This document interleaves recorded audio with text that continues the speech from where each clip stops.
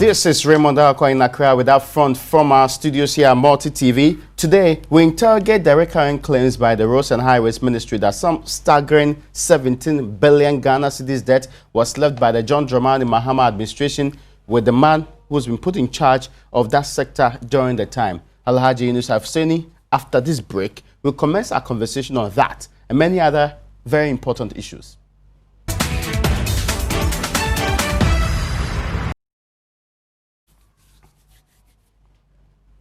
You're welcome back. This is Upfront. Today we have summoned the former minister responsible for Roads and Highways Ministry. I mean, we don't have the powers to do so, to account for his stewardship, especially after his successor has consistently lamented that some 17 billion Ghana cedis debt was left with very little to show for it. Well, my guest is also a lawyer and a member of the parliament who speaks for the minority on constitutional, legal, and parliamentary affairs. So we will kickstart our conversation from the recently released Transparency International's Corruption Perception Index and stop by the controversy on law school education before we launch into 17 billion, what they call Ghana cedi, that's been put actually in some engagements that the current minister says is heavy debt, improperly procured.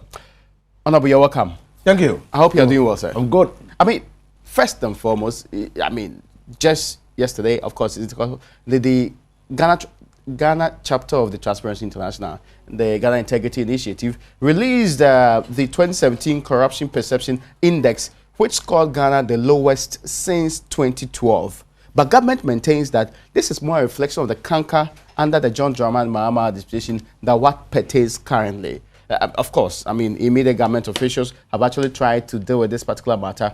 But let me get to pick your thoughts on that.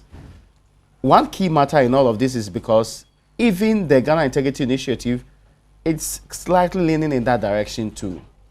Do you think that 2017 ranking reflects what Mahama did or what Akufo-Addo is doing now?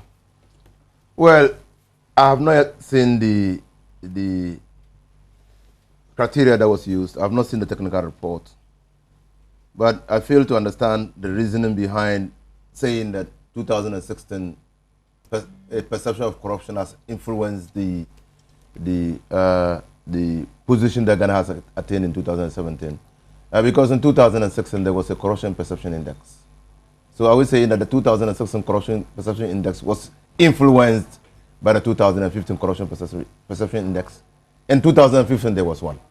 Now, and if you're saying that parts of the problems of 2016 came into 2017, we need to know to what extent, which were the problems that came into 2017. But whatever be the case, it's worrying. It's a worrying development that despite all the talk that we are having, the conversation we are having as Ghanaians, despite our zeal and determination to fight corruption, we are slipping down the ladder, the index. What is lending some credence to this particular claim by the government today is that if you see the release from the, what they call the Ghana Integrity Initiative, out of the 15 corruption examples cited, only 4 happened in the year under review. That is 17.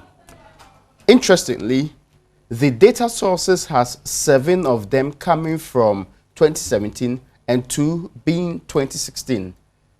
Even the Ghana Integrity Initiative's Linda Oforekwa is of the opinion that this reflects virtually the 2 periods, 2016, and she says in the last 24 months. Do you agree that this is really an assessment of the Mahama administration?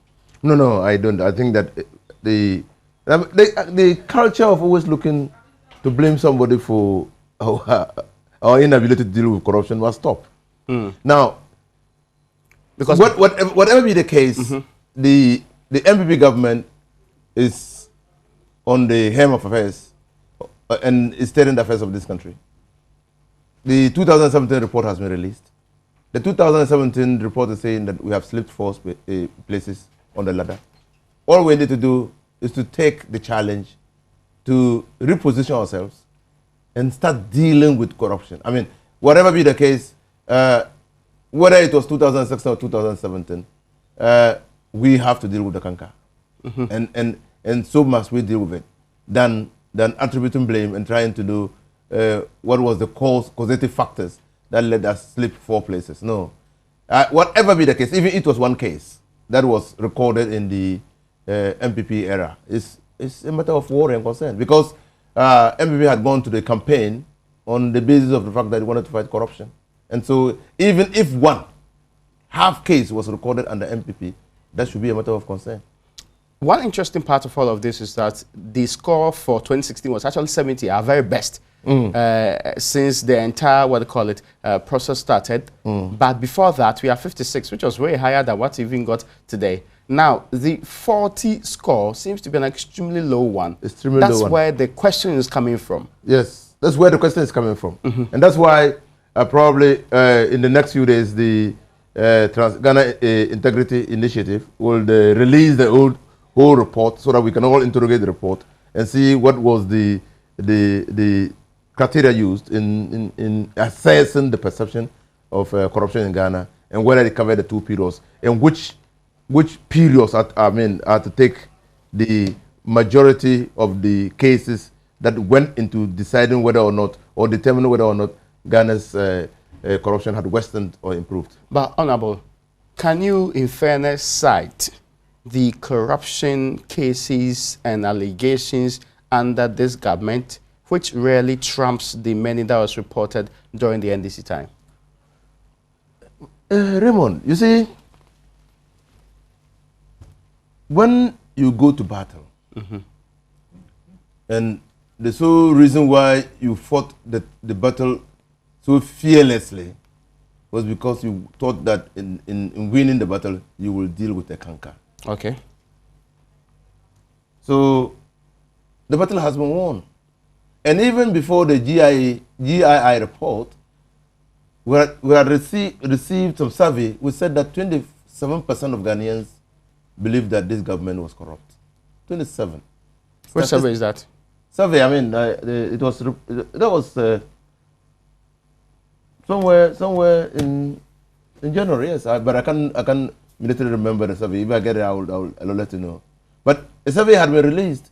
We said that 27% of Ghanaians believe that the government was corrupt. And 27% is statistically important in this country. And especially 1 year after the government coming into office, 27% of Ghanaians were believing that it's corrupt. So for me, yes, I'm yet to look at the full details of the report, but it will be interesting to know what aspects of the report deal with the MPP administration starting from 7th January 2017 to date. Okay. Yeah. Okay. Now, maybe we can move from there, but do you think, and part of what the Ghana Integrity Initiative actually put out there is that there is still a lack of proper appreciation of what really should be the procedure for, one, prosecuting, investigating, and also dealing with corruption cases. So they believe that this government really has not been able to do much in that particular direction. Is this something that you adhere to? Well, that's true. That's true. Because what has actually happened... The NCA case is in court. Oh, which NCA case is in court? NCA. It's just gone to court. Yes. And they have been offered the opportunity to defend themselves. Yes. That before it went to court, we had all heard about the divisions and the looting and the whatnot. What this government has succeeded in doing is to trump charges of corruption and say, look, the previous government was corrupt, and this is why we say it was corrupt.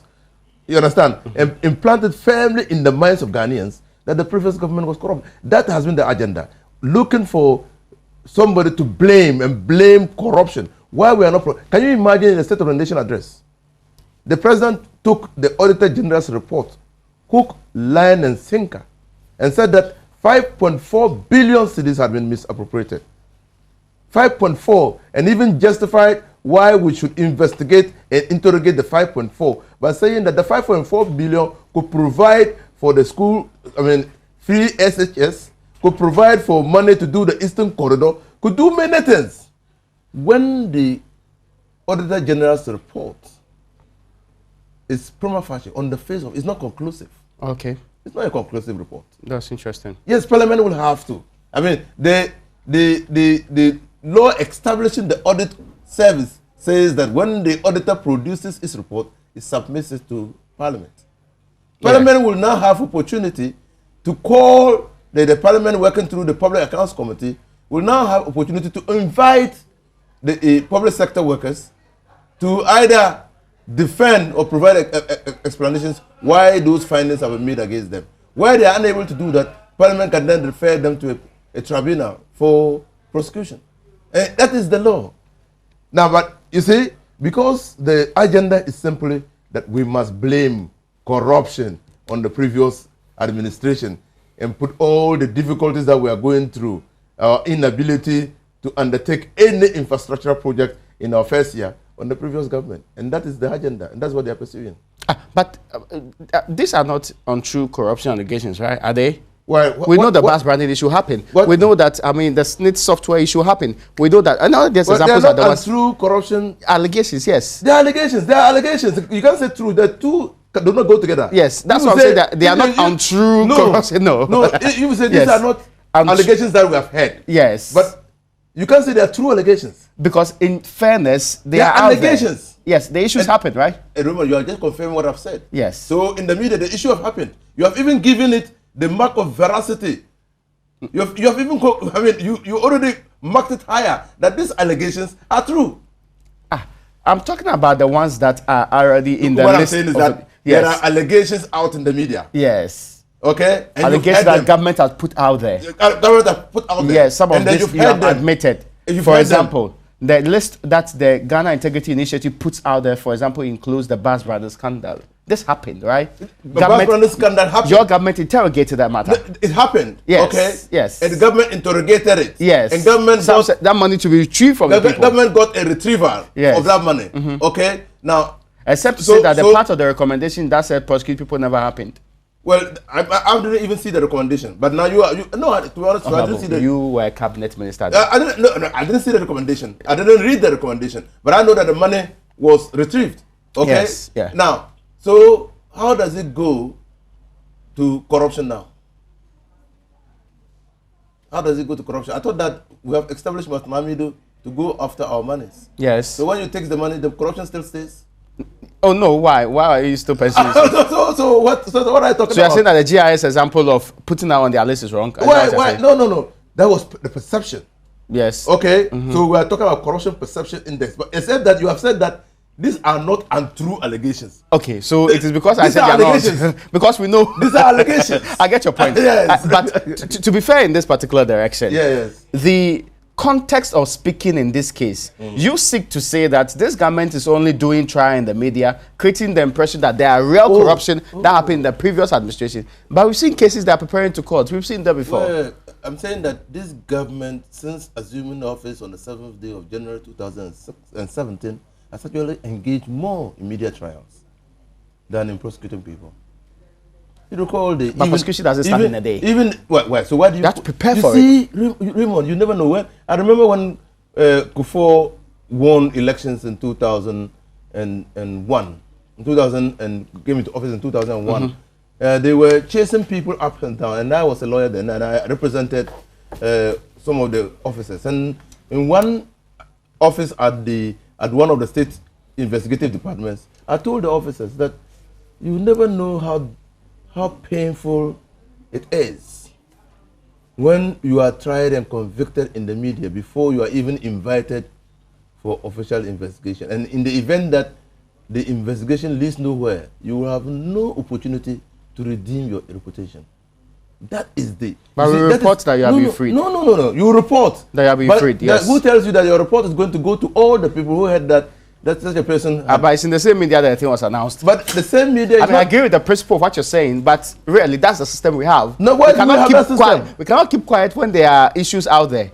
That's not a system that respects the rights and freedoms of individuals. So that's why that's not the new civilization that the president has promised to build. That's why we say they are suspected people related to an allegation. Why? I don't blame the media. Yes. The facts of the case is made known to the media. So they report in material detail. In other democracies, they will say that the investigative authorities have picked up A, B, C for investigation on suspicion of A, B, C crimes.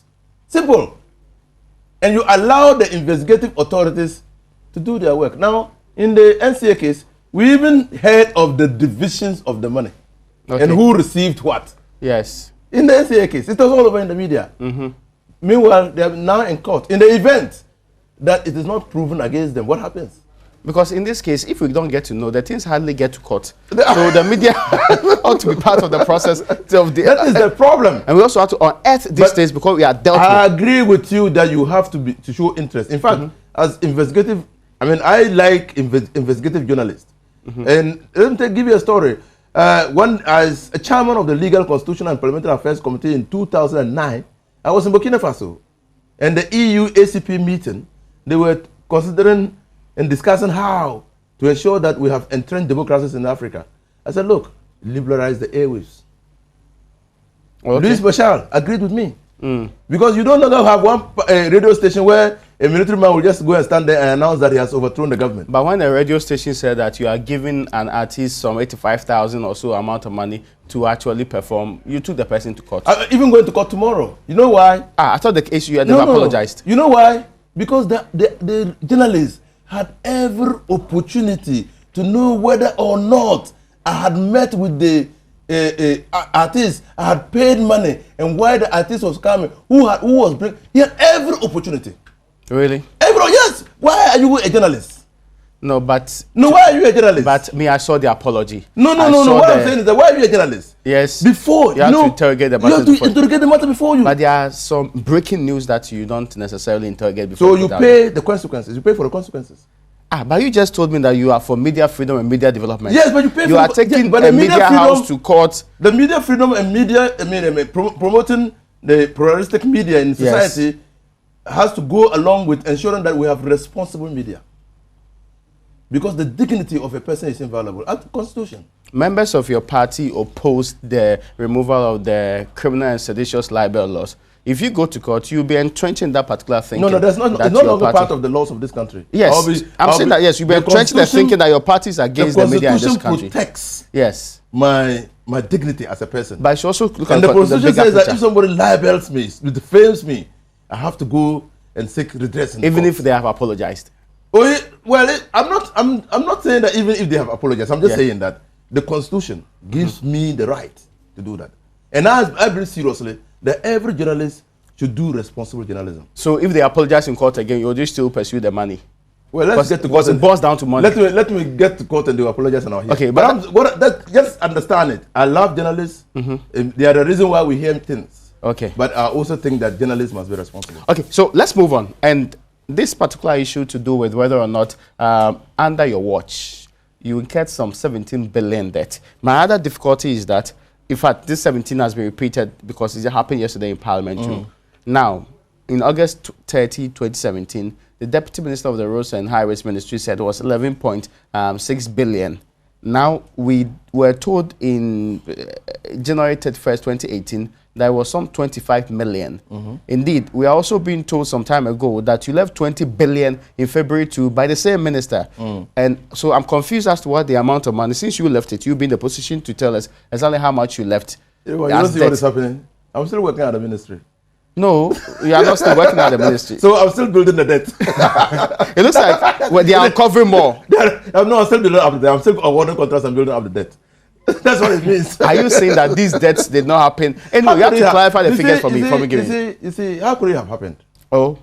Well, the ministry works by budgets. Yes. You don't just go there and start doing things with impunity. I mean, if it is from the Ministry of Finance, you must get a commencement certificate.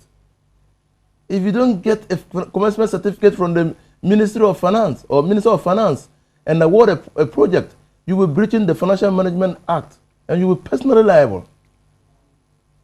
You will be personally liable. And so if the debt accrued at the Ministry of Finance, then unless it can be proven that the minister never got a commencement warrant from the Ministry of Finance, there's no point in putting out the debt because that becomes the debt of government.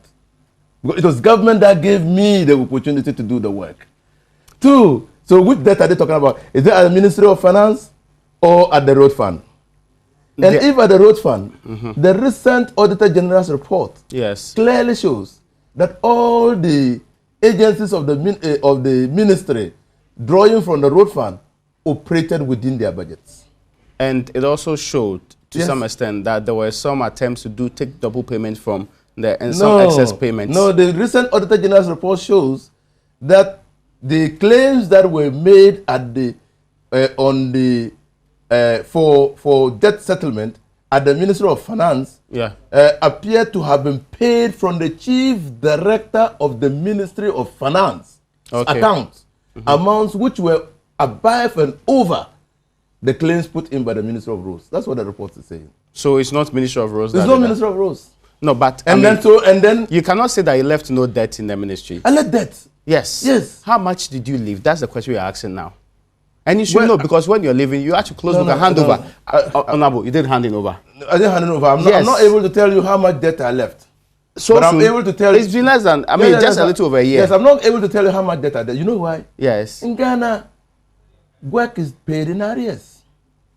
And it's a continuing activity.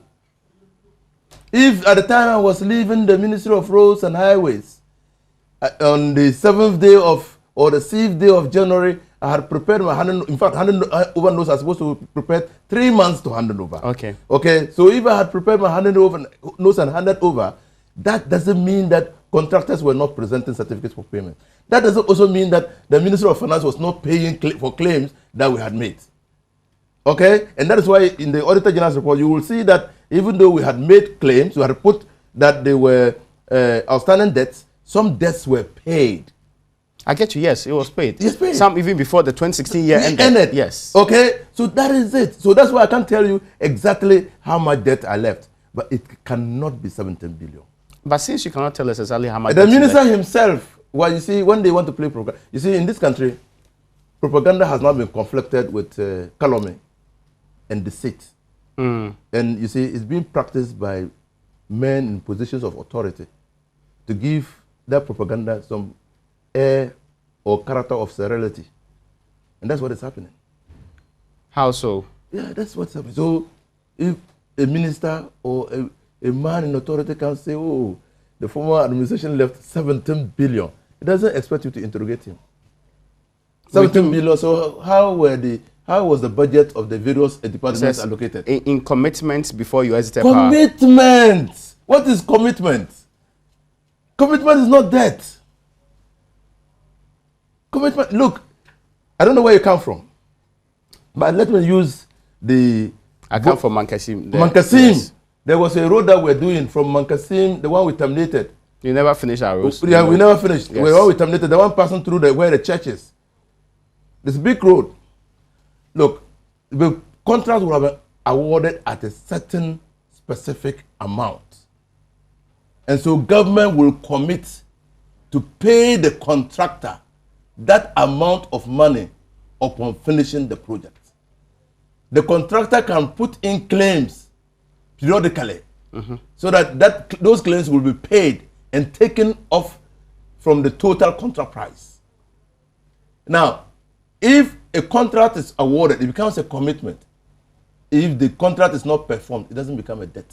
A commitment crystallizes to a debt when there's performance. Okay. So how do you mention commitment? How do you come to Parliament to talk about commitment? But in all of this, he concludes by saying that among other areas has made it difficult. Commitment can never have an adverse impact on the areas? On the performance of work at the Ministry of Roads and Highways. And that's why, because they were commitments, that is why when this administration took over the reins of government, they directed all contractors to stop work because they were commitments. But they couldn't direct contractors not to submit claims because they are debts. Okay. So there are two different things. Okay. So what you're saying is that you left no debt or you left some debt? No, definitely. But I don't know the amount of debt you left. I don't know the amount. And you are giving some reasons for it. Now, he's also making a related claim. There are all the debt stroke commitments that you actually left, and arrears, that's more importantly, that you left in the ministry. They are unable to commence new projects because even though 61% of the country roads are in bad shape, so upon all the things that you did, all the money that you took in this case, upon still having to get road found, huge amounts are coming in for maintenance and all other things. We have 61% of the roads in this country, according to this minister, that are in bad shape. Raymond, so you see, yes. That's why I like journalists. The minister says, upon all that, 61% of the roads of Ghana are in bad shape. Not so. Yes. So what you do is that you fact check it. At the time that we were leaving office, what was the mix? When did you publish it? No, what was no? I'm asking when did you publish it? I don't want to just go and do your check. It? You see, you have 61% now. Yes. Because you see, when a contractor or when contractors are working on projects, especially road projects, and they are not finished, and you direct them to stop work, what happens to the roads that we are working on? Actually goes bad. They have to be there for every time. It gets abandoned. Yes, that's the point. So they'll go Is bad. that your point? They'll go bad. So where you feel refuse or neglect to do road, every year you have to do road maintenance activities. I have heard you say 30% before. What I'm trying to say now is that where do I get the corresponding You just go data? to the Ministry of Roads and Highways. The same place that they claim is coming from. Then how is it fact No. You have to check it on the 31st day of December 2016. Yes. Or if you want, 7th day of January 2016. When the 17. Yeah. When the former administration was leaving office, what was the road conduction mix of Ghana? And you get it every day? You get every it. week? They do it periodically. Yes. So okay. had they done that the time you left office? They would have done it at the time I left office. I have checked from the highways website. It's not updated. Okay, that's highways. Some time ago. I'm saying There's no difference between the ministry's website. No. Go to There's the no website proper data on the website. Well, that's their problem. That's not my problem. But I'm saying that there should be a road conduction mix. Okay, so when you were leaving office, what was the status? Well, clearly, it was not even up to 40%. I mean, it was not even up to 35%. You can't remember the exact I can't one. remember the exact. I don't want to give you a figure that is not correct. What I just want you to do is go fact check 61% or 60%. When did we record 60%? It's not even true. It cannot even be true that the bar roads in this country are 60%. It cannot even be true. But, okay, if he puts it together that way, fair and bad are put together, 32 and 29, they are 60, isn't it so? Oh, but fair and bad are not the same. But they're all not good roads. What? No, is that what you're saying? Fair and bad are not. I agree, but they are not good roads, right? So you have misled me to think that the minister said they were. No, he actually stated 61. That's not in doubt at all. 61 poor. Yes, he stated that's not in doubt. 61% poor condition. Yes. No. I can quote his exact words, and I'm doing so for you. Okay. He says that what is even more serious is that we come to consider the condition of our roads. Only 39% of the total kilometerage of 73,000 roads is considered to be good. 32% is considered to be fair, and 29% is considered to be poor. And if we put the fair and poor together, we consider the undesirable misfortune of having bad roads being 61%. That's what he said in Parliament. Fair is not and bad. your hazard will capture that. No, fair. Then he has mixed the fair is not bad. Fair condition of a road is not a bad road. Okay? I get you. So that's why we have classifications. Good roads, or roads in good condition, roads in fair condition, and roads in bad condition. And that the categorization allows you the luxury of channeling resources to areas. It affords you the opportunity to prioritize. Yeah. So if you have bad roads and you have limited resources, you don't go and tackle the roads in fair condition. You tackle the bad roads. It is said so to put all of them together is to miss the point. It's said that there was a contractor working on the Kumasi Sunyani road. That contractor actually abandoned work, and that contract started under your stewardship. And because he abandoned work, that led to the death of the young lady musician. I don't know of that. What I can tell you... But you know that you are doing works on at the job what also on the Kumasi. What I can tell you is that before I left the Ministry of Roads and Highways, a contractor, in fact, a contractor known and called Nkontabisa, had come to the Ministry of Roads. He was going to use a new technology to construct the road. He was going to eat up the already laid bituminous surface and use that as a base to relay the road so that the construction could be faster with a new technology from Germany. And then we were in discussions with him and the Ghana Highway Authority and the Ministry of Finance to see how this technology could be deployed. That's what I can tell you. And we had not reached the level where we would sign a contract. So you had not started work on the Kumasi No, road? it's to say that we had who signed the contract. No, there was no contract. And they had abandoned work along the line. No, so the heap of sand that was left on the street was actually one that was left because you are not paying the contractor. No, what heap of sand? It could be that the Ghana Highway Authority or a contractor had been contracted to do remedial works on the road.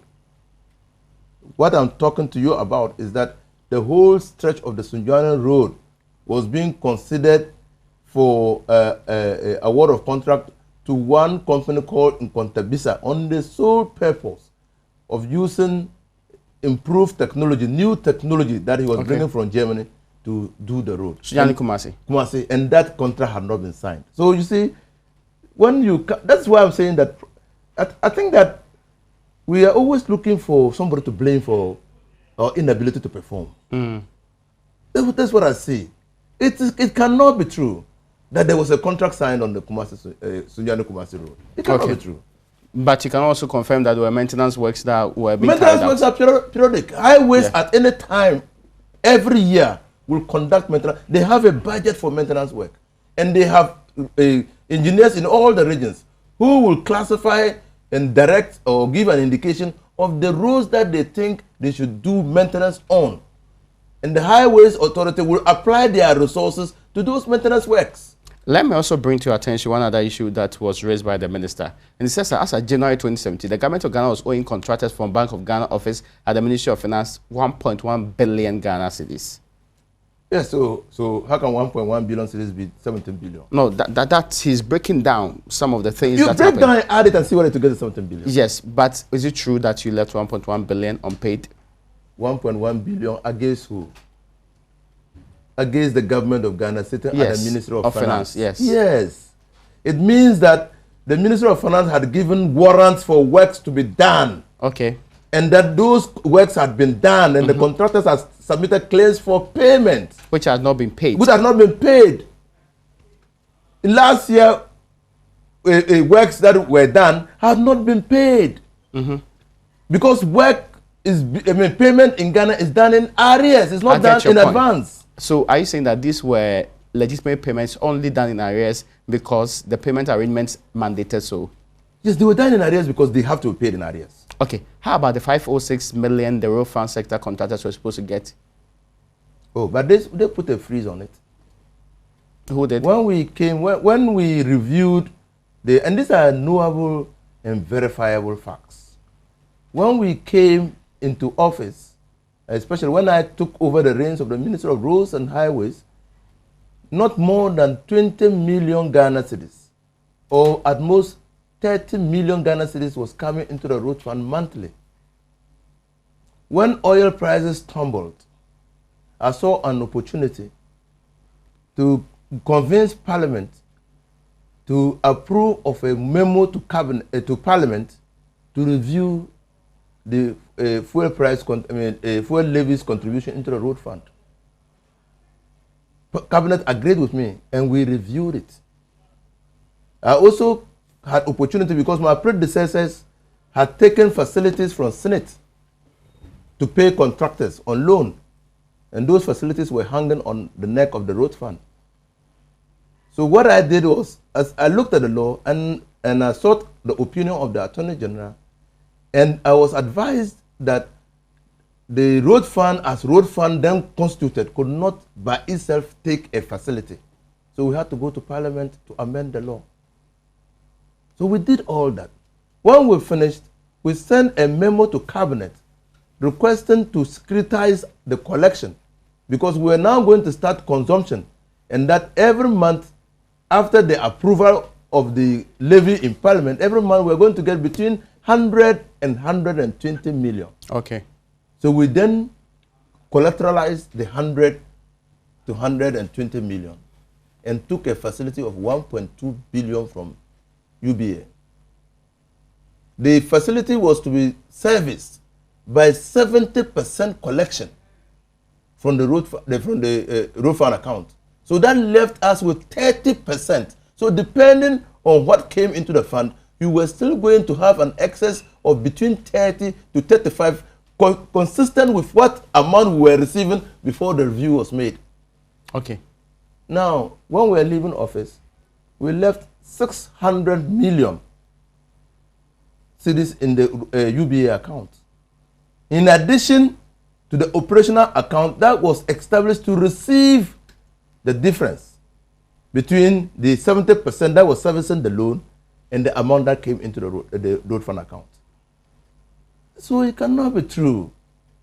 I mean, they should, you see, these are known and verifiable facts. And so when you come to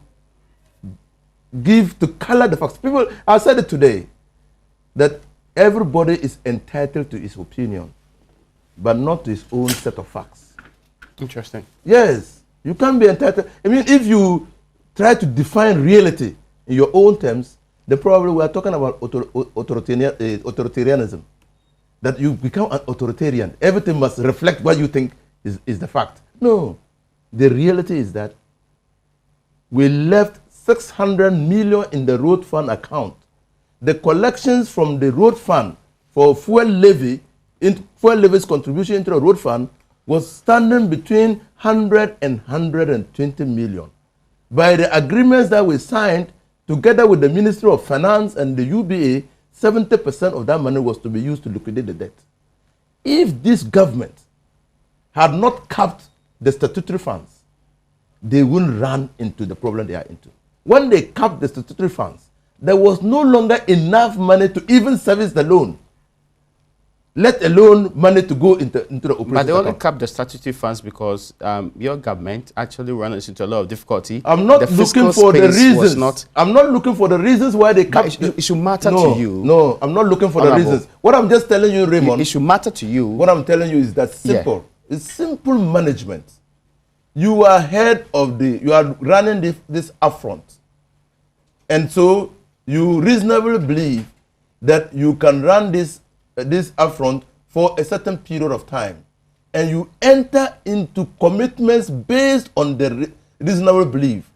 If there is a change, the incoming member must know that because of the reasonable belief that you had, you entered into commitments. He must allow those commitments based on the understanding that you had to run through. If changes, he's going to run into problems. That's simple. It's simple management. I get your point, but I want to move into another area. What is happening to the road fund? There are accusations that still, even with the capping, some amounts are being used for other things. Well, I don't know. I'm no longer in charge of the road fund. I get you, but I'm talking about what came to Parliament. Nothing came to Parliament. I'm talking about the amount of money and the allocations in the 2018 appropriations that came to Parliament. The belief is that monies meant for road fund were diverted into other areas. Well, I'm not able to talk about it. I didn't see it. I won't talk about it. You were not in Parliament. I was not even at the road fund. No, you were not in Parliament. I was not at the road fund. I won't talk about it. No, you're not in Parliament. No, I won't talk about it. You have not seen. I won't assume a responsibility I don't have. I won't talk about it. So what I'm just saying is that yes, the persons who now have the authority, legal authority to deal with the road fund, as presently constituted, are there. Let's ask them what is happening at the road fund. But you see, to mislead the general public into thinking that there was so much debt that somehow emasculated the road fund to prevent the road fund from performing is to try to deceive Ghanaians and get us to swallow something that is difficult and bitter to swallow. First of all, it gives the impression that the road fund and its agencies were not running according to budget. And that cannot be true. And that's what they've been saying all the time. That cannot be true. That cannot be. It's simple cannot. The road fund met periodically to consider the budget, review the work of the agencies, and inspect the works that they were doing. So it cannot be true. We have, in the course of this particular last week and the week before, interrogating some roads that were done under your purview. I mean, there are complaints, some of them municipal roads and other roads. There are complaints about how contractors deliver very poor roads, right from the Kananzori built Fufusu Sola to other roads. Kananzori did not build Fufusu Sola. It was the Chinese who built Fufusu Sola. Kananzori built the part of the Eastern Corridor, yes. Yeah, I'm talking about that particular one. I mean, there are complaints about the standard of these roads. And that perhaps because the standards were not upheld by the ministry, but yet people got payment for not delivering the good standards. So you have used an example that is very good. The Kanazoy Road was sponsored, was funded by a facility from the EU. The EU had their consultants to monitor and supervise the work of Kanazoy to ensure that the EU taxpayers' money was used to great benefit. So it was not money from the GOG, Government of Ghana, that put sole supervision and monitoring in the hands of Ghana Highway Authority. It was a joint body that inspected and monitored the work of Kanazoy. Yeah, it's months down the line, there were potholes on the road. So, well, maybe the two bodies did not perform their duties well. You are saying that when you share responsibility with external institutions, it's okay? Well, I'm just saying that maybe they didn't do their work well. But this is not the only place. I mean, haven't you heard this complaint? No, I heard many people talk about Kanazoy and suggest that because the former president said the road was good, and then they have at all costs tried to find fault with the road. Fine. Because of the fault connection too. So fine, I don't have a problem with that. I'm just saying that that particular road was funded by the EU. And the reporting mechanism for that road is different from roads that were funded entirely and exclusively by the government of Ghana. Political contractors, they say you engage some of them. I mean, they can mention names, but they say shoddy roads are really done by political contractors. Shoddy roads are not done by political contractors. Really? No. No. How do you justify this? Shoddy roads, even to say that is to fail to understand how roads are done. Really? A contractor is somebody who has capacity to do a road. What is capacity is determined by the equipment that the contractor has and the personnel, his personnel, to help him do the work. The contractor is not supposed to be an engineer. A contractor has no, I mean, some contractor engineers have retired from work, from public service, and they have become contractors. But it is not given that a contractor is an engineer, no. But the contractor will have the full complement of staff and equipment to undertake a job. And that is why a contractor is certified. So if you don't have the requisite certification, you can't do certain particular types of work. So when a contract is given to a contractor, you have a resident engineer attached to the contractor. Okay. The contractor is not going to construct the road according to his own design and specification. No. But Honorable, the claim here is that because they are political contractors, they are more liable. No, because we are always looking for blame. No, because the road is bad. Forgive me. No. Raymond, did you ever engage political contractors? Well, who are political contractors? They are party people who are giving contracts to construct roads. Political contractors? Yes, that's the name. I tell you that I know contractors who were very much supported by the then MPP government in opposition, but who won contracts at the Ministry of Roads and Highways. You never gave any political contractor contract. Why would you give? What is political contracts? There's nothing like that. Oh, okay, so there are no political contracts. It's just like saying that you give a contract. And the only reason you give the person is because the person is a member of your party.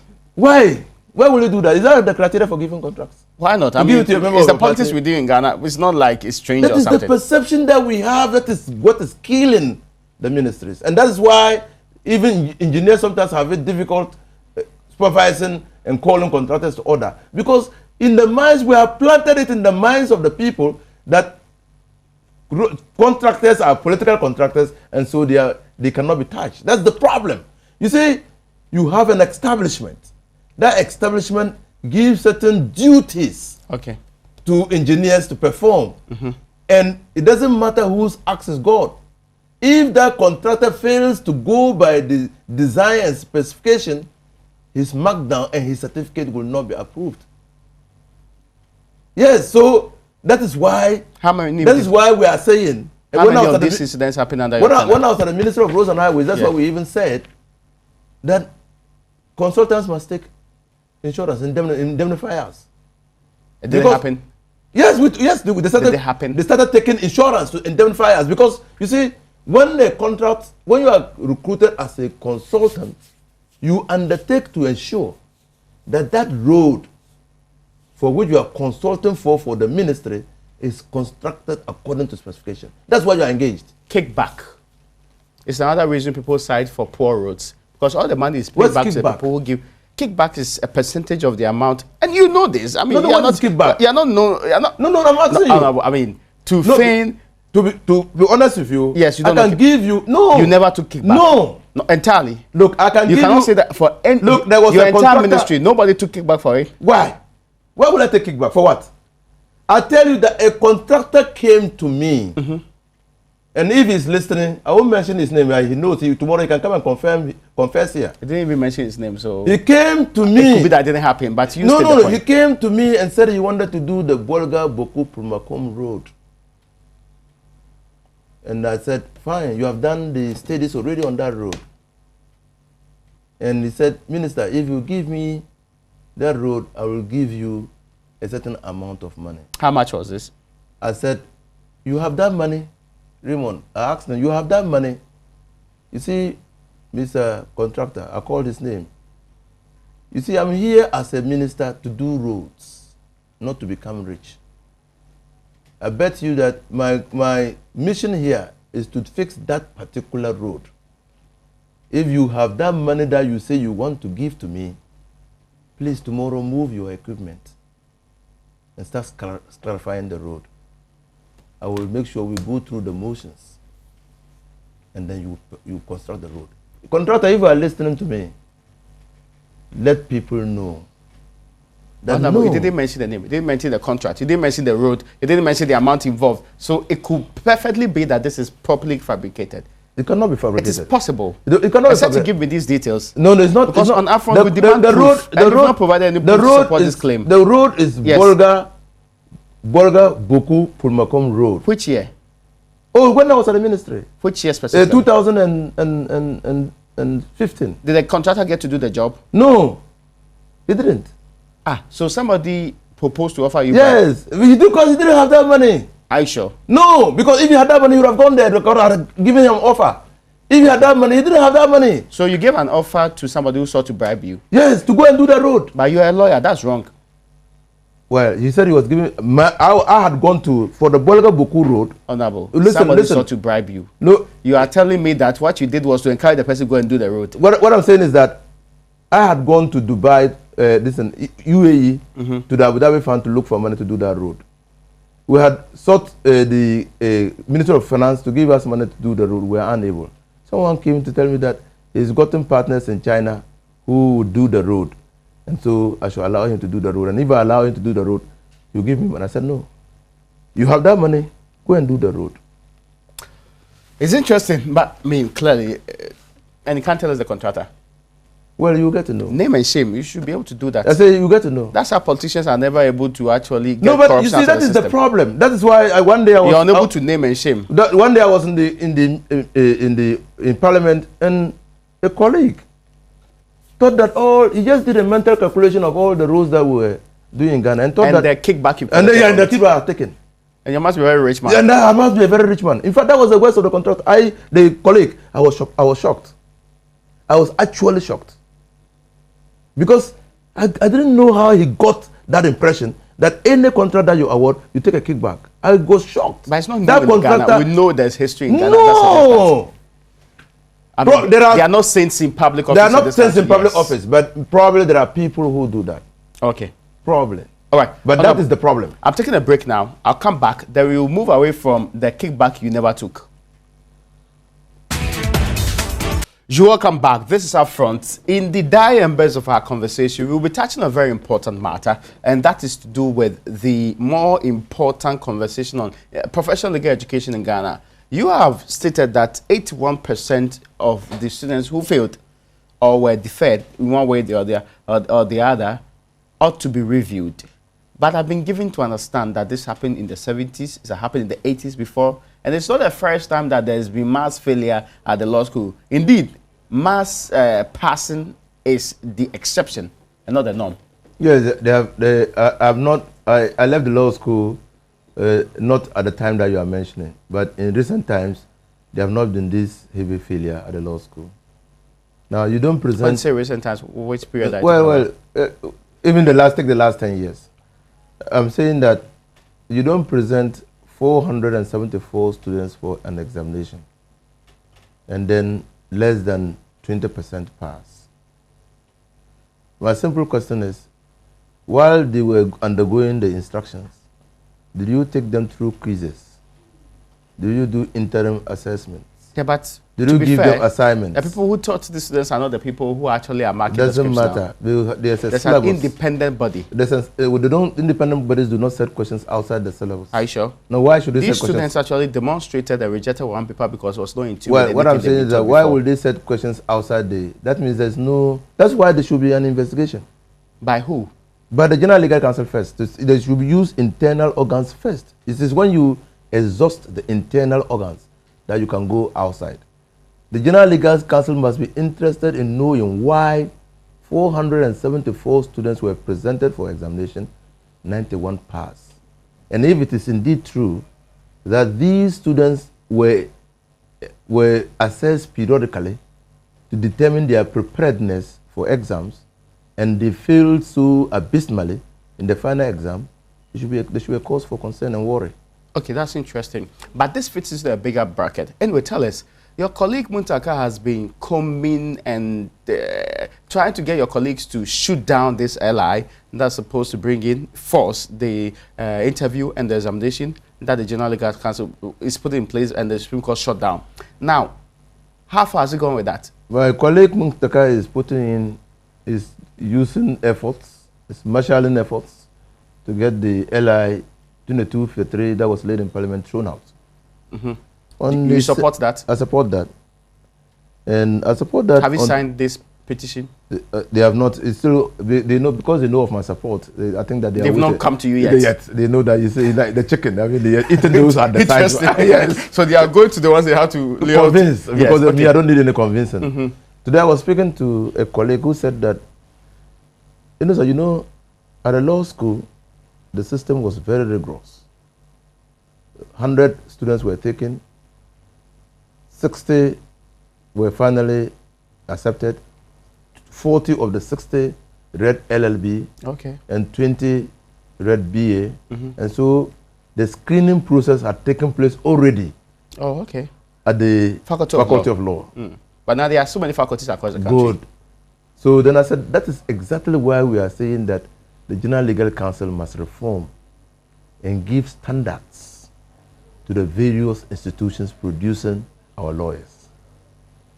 So if the screening was done in Legon, so that people who came from Legon to the law school, it was very difficult for them to fail because the screening had already been done. But those who failed, the one who fails outside the 91, but now there is no. Some of them are from Legon. But now there's no screening. Now even Legon, there's no screening. Really? No.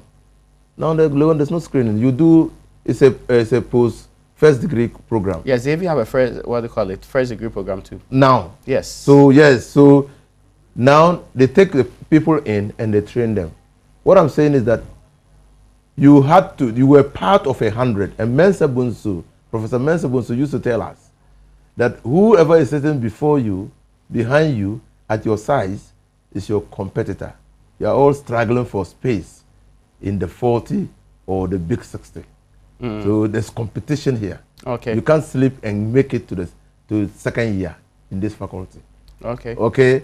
Now, but that competition I don't see, and probably that's why. So we are saying that. So why doesn't the General Legal Counsel set the standards?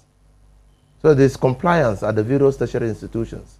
Then empower the Board of Legal Education to be responsible for setting the final examination. I get your argument, but I just want to be clear the status of this LI. Which one? The LI. What's the status now? How many days left? Well, it's running. It should be up by the close of this week or early next week. Oh, that's interesting. Yeah. So this week or early next week? So it will come to Parliament. So whatever you see, what we are trying to do is to arrest it in Parliament. If the minister refuses, neglects, or fails to arrested during the committee or during his journey in Parliament before the committee, who arrest him on the floor of the Parliament. Has there been any final minute attempts to get the minister to withdraw and amend? Well, today to amend what?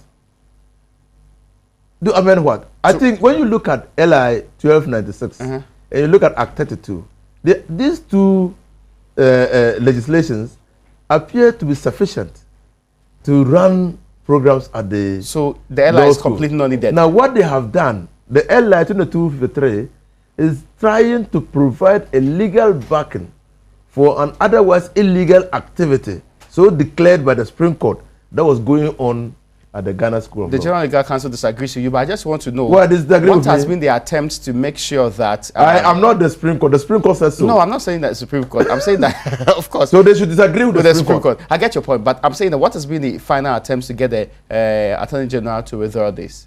Well, today I spoke to a colleague who said that he was going to invite the Attorney General and then they could have a discussion. To which committee? Subsidiary legislation? Subsidiary list, yes. Okay, but a few days, tomorrow is the final end of the week, and next week is when this may actually come to the plenary. Well, maybe they have met, I don't know, but I'm not a member of the subsidiary legislation committee. I get your point. Yeah, but in discussing this, I'm just using this example to draw attention to the fact that this matter has been very topical, and we've been discussing it among ourselves. Okay. In fact, and there's a groundswell of opposition to the LI. Honorable, unfortunately, I've run out of time, but thank you so much for joining us today. My guest has been the Honorable spokesperson for the Minority on Constitutional, Legal and Parliamentary Affairs in the Parliament of the Republic of Ghana, a former Roads Minister who is telling me that he never took kickback in the entire time he was in Parliament. Well, folks, that's where we end today's edition of UPfront.